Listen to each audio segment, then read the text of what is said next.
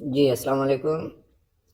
جی کافی سارے بچاج پریشان ہیں کہ پاسپورٹ اسکیننگ اور تصویر کا کیا اسٹیٹس ہے، تو یہ ہمارے پاس پاک ایچ ایپ ہے، یہ ہم نے اوپن کی ہوئی ہے۔ اس کے اندر تربیت کا تو ہم پہلے بتا چکے ہیں۔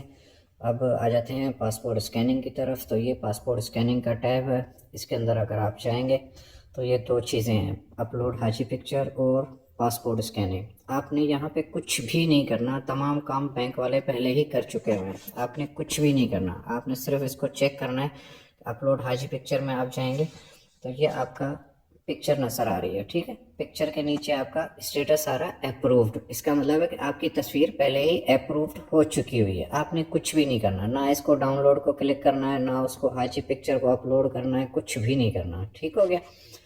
اس کے بعد پاسپورٹ کی طرف آتے ہیں، تو یہ آپ کے پاسپورٹ کی ڈیٹیل آپ کے اپلیکیشن نمبر کے ساتھ آ رہی ہے، اور اس کے نیچے آپ دیکھیں گے تو اس کا اسٹیٹس بھی اپرووڈ آ رہا ہے، ٹھیک ہے۔